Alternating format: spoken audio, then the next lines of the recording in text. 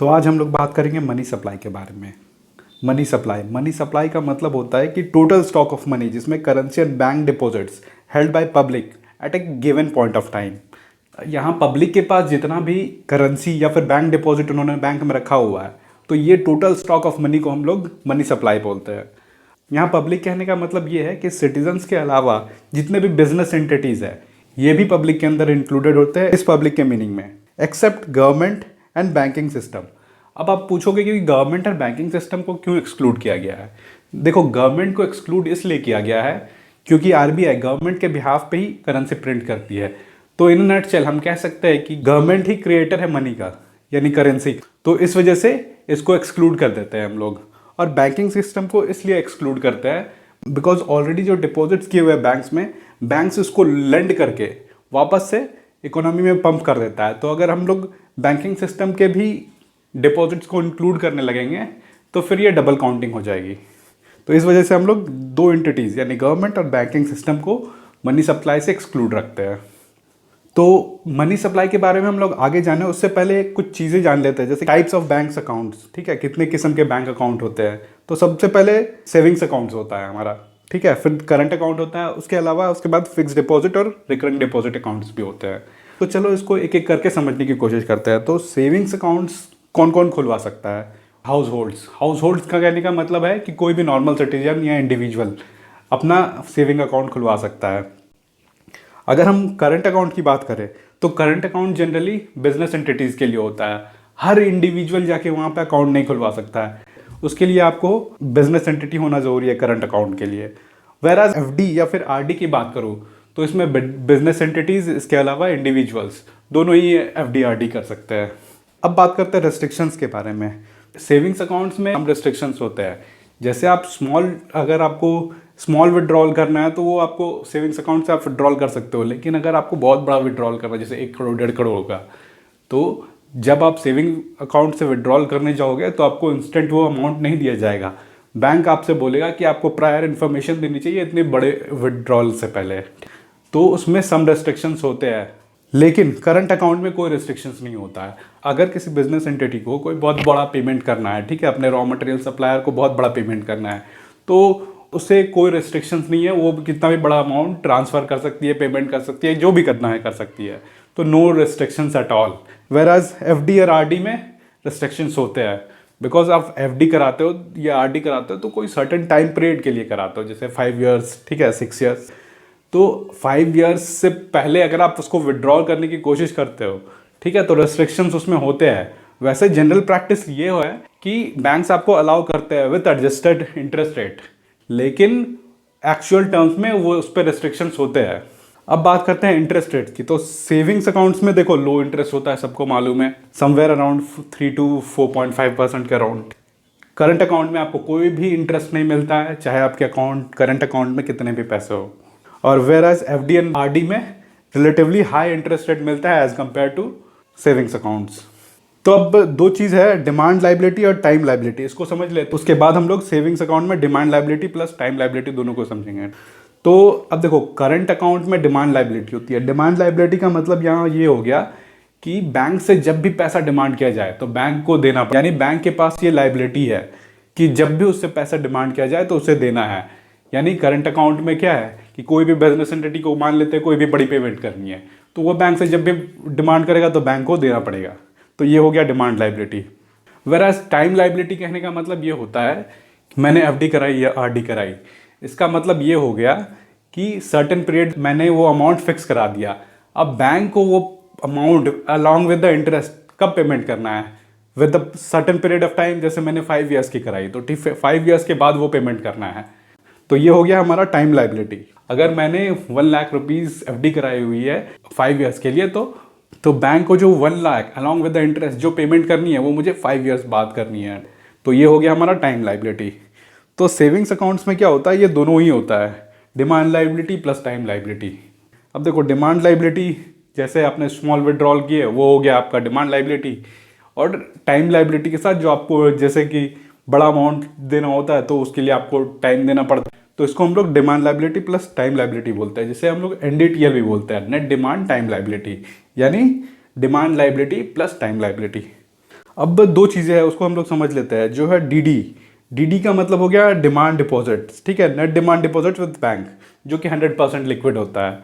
अब net demand deposit मतलब demand deposit क्या हो गया हमारा, डिमांड लाइबिलिटी जो कि करंट अकाउंट में आता है, और थोड़ा पोर्शन जो हमारा सेविंग्स अकाउंट से आता है। तो ये 100% लिक्विड होता है। यहाँ लिक्विड कहने का मतलब ये है कि ऐसे कोई भी एसेट या सिक्योरिटी जिसको तुरंत ही कैश में कन्वर्ट किया जा सके, तो उसको हम लोग लिक्विड एसेट बोलते हैं। करंट अकाउंट में जितने भी हमारे डिमांड डिपॉजिट्स है तो जाहिर सी बात है वो लिक्विड 100%, और हमारा सेविंग्स बैंक का जो डिमांड लाइबिलिटी पोर्शन है वो भी लिक्विड कंसिडर किया जाता है। तो यहाँ डीडी कहने का मतलब है net demand deposit with banks, और टीडी कहने का मतलब है time deposit with banks like FD and RD. तो ये दो टर्म को याद रखना है, डीडी और टीडी। अब इंडिया में एक और चीज़ है, पोस्ट ऑफिस, जो अकाउंट सेविंग्स अकाउंट भी खोलती है। पोस्ट ऑफिस का जो मेन मकसद होता है वो पुअर पीपल को फाइनेंशियल इंक्लूजन करना होता है। तो अब देखते हैं कि पोस्ट ऑफिस में क्या कौन कौन से अकाउंट होते हैं। तो पोस्ट ऑफिस में सबसे पहले तो एक सेविंग्स अकाउंट खुलता है, हम सबको पता है। क्या पोस्ट ऑफिस में करंट अकाउंट खुलता है? नहीं, बिल्कुल नहीं। पोस्ट ऑफिस में एफडी आरडी टाइप की स्कीम्स भी होती है, जैसे कि आपका हो गया एनएससी, नेशनल सेविंग सर्टिफिकेट्स। लेकिन अब यहाँ बैंकिंग सिस्टम से एक डिफरेंस है। बैंकिंग सिस्टम में हमारा जो भी डिपॉजिट होता है वो उसको वापस से लेंड करके दोबारा इकोनॉमी में पंप कर देती है। बट क्या पोस्ट ऑफिस ऐसा करती है? क्या पोस्ट ऑफिस लोन्स प्रोवाइड करती है? नहीं, बिल्कुल नहीं प्रोवाइड करती है। इनके पास जो पैसा आता है वो डायरेक्ट इनको गवर्नमेंट ऑफ इंडिया को देना पड़ता है। तो अब बात करते हैं कॉन्सेप्ट ऑफ मनी सप्लाई के बारे में। अब यहाँ इसको हम लोग M1 से फिलहाल डिनोट करते हैं। तो M1 इजकल टू होता है C plus DD plus OD। अब यहाँ C कहने का मतलब है currency held by public, plus DD, जैसा DD का मतलब मैंने बताया था कि net demand deposit with banks. तो अब बैंक के पास कौन सा नेट डिमांड डिपॉजिट होता है? तो बैंक के पास करंट अकाउंट में जितने भी डिपॉजिट्स होते हैं उसको हम लोग डिमांड लाइबिलिटी में काउंट करते हैं, यानी डिमांड डिपॉजिट में काउंट करते हैं, including some portion of the savings accounts. तो वो हो गया हमारा डिमांड डिपॉजिट। उसके बाद आता है OD का मतलब होता है अदर डिपॉजिट विद RBI। और ये जो M1 होता है ये 100% लिक्विड होता है, और इसे हम लोग नैरो मनी के नाम से भी जानते हैं। लिक्विडिटी का मतलब मैंने बताया था, वैसे एसेट जिसको हम लोग तुरंत कैश में कन्वर्ट कर सकते हैं। तो करेंसी ऑलरेडी हमारा कैश में कन्वर्टेड है, currency in circulation, demand deposit convert हो सकता है। तो ये M1 को हम लोग नैरो मनी के नाम से भी जानते हैं। M1 is equal to currency plus demand deposit with banks plus other deposit with RBI। तो अब हम लोग बात करते हैं M2 की। M2 इजकल टू होता है M1 plus saving account deposit with post office.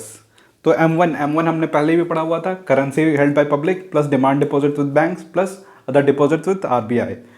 अब M2 में एक चीज़ इंक्लूड हो जाता है, savings account deposit with post office. ये भी हाईली लिक्विड होता है, लेकिन ये 100% लिक्विड नहीं होता है, इसलिए इसको हम लोग नैरो मनी नहीं बोलेंगे। नैरो मनी हम लोग M1 को बोलते हैं। अब बात करते हैं M3 की। M3 इजकल टू होता है M1 प्लस TD।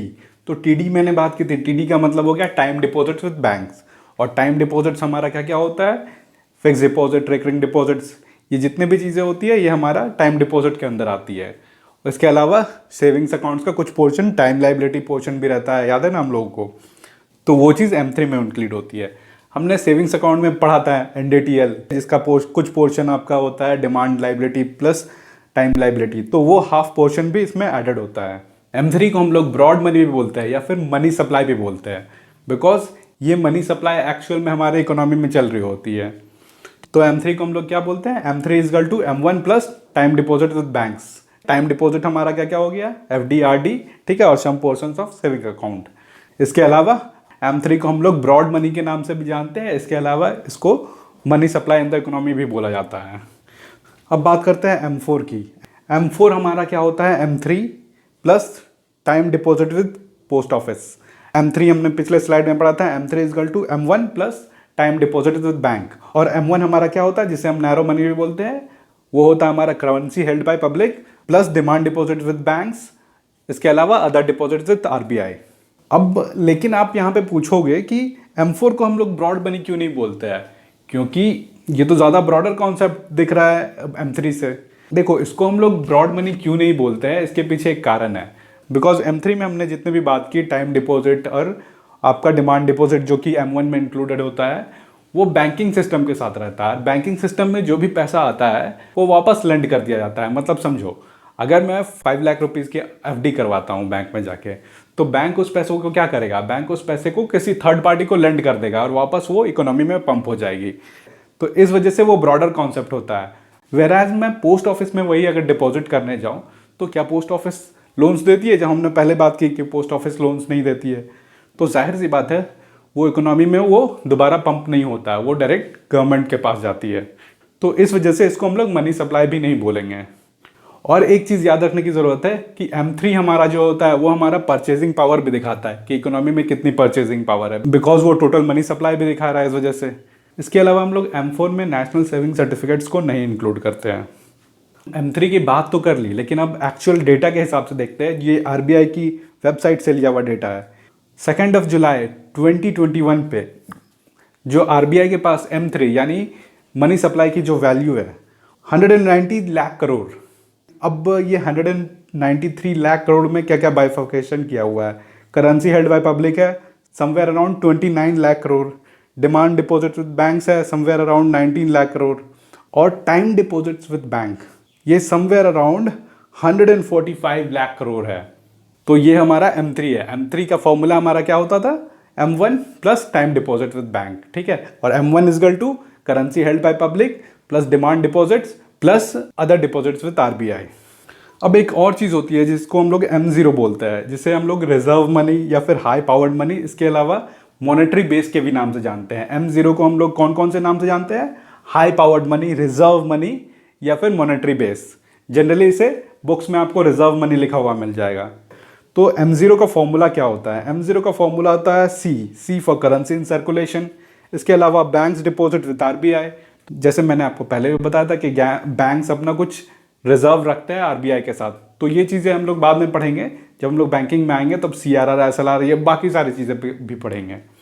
और इसके अलावा अदर डिपॉजिट्स विद RBI, तो इसको हम लोग M0 बोलते हैं, रिजर्व मनी। तो अब एक्चुअल में रिजर्व मनी कितना है M0, तो उसको देख लेते हैं हम लोग। As per the RBI data on 9 July 2021 हमारे पास जो रिजर्व मनी है वो समवेयर अराउंड 37 लाख करोड़ है, यानी M0 is equal to 37 lakh crore. और हमारा M0 का फॉर्मूला क्या होता है, करेंसी इन सर्कुलेशन, जिसको हम लोग C से डिनोट करते हैं, जो कि हमारा 29 लाख करोड़ के करीब करीब है। और ये प्रीवियस डेटा से थोड़ा डिफरेंस है, बिकॉज ये जो दोनों डेटा है उसके बीच में 7 डेज का गैप है। इसके अलावा बैंकर्स डिपॉजिट विद RBI वो है तकरीबन 7 लाख करोड़ के करीब करीब। इसके अलावा हमारा जो अदर डिपॉजिट विद RBI वो हमारा 48,000 करोड़ के करीब है। तो ये हमारा नेट रिजर्व मनी कितना है, as per 9 July 2021 37 lakh crore के करीब। और इस रिजर्व मनी को हम लोग हाई पावर्ड मनी भी बोलते हैं या फिर मॉनेटरी बेस भी बोलते हैं। और इसका फॉर्मूला होता है हमारा currency in circulation, bankers deposit with RBI plus other deposit with RBI। तो चलो एट द एंड हम लोग एक छोटा सा शॉर्ट रिवीजन कर लेते हैं जो हमने अब तक। M1 हमारा क्या होता है, currency held by public plus demand deposit with banks plus other deposit with RBI।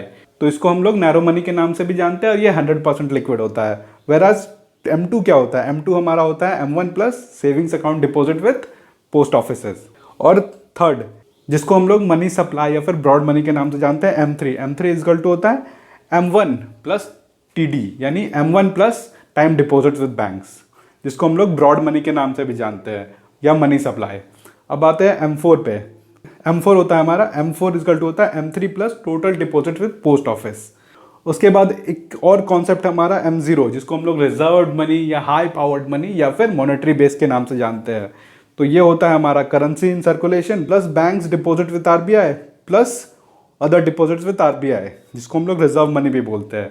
अभी एक और चीज़ ध्यान देना कि यहाँ M1 से M4 ये जैसे जैसे आगे बढ़ते हैं हम लोग लिक्विडिटी डिक्रीज करती है। लिक्विडिटी मैंने पहले ही बताया था। वैसे एसेट्स या सिक्योरिटीज जिसको कैश में कन्वर्ट किया जा सकता है तुरंत। अब यहाँ तक तो हमने पढ़ लिया। अब इसके अगले वाले वीडियो में हम लोग मनी मल्टीप्लायर के बारे में जानेंगे। हम लोग जानेंगे कि कैसे अगर RBI 100 रुपीज़ प्रिंट करता है तो इकोनॉमी में जो मनी सप्लाई है वो कैसे 5.5 टाइम्स बढ़ जाती है। तो वो कैसे होता है मनी मल्टीप्लायर, सब हम अगली वीडियो में पढ़ेंगे।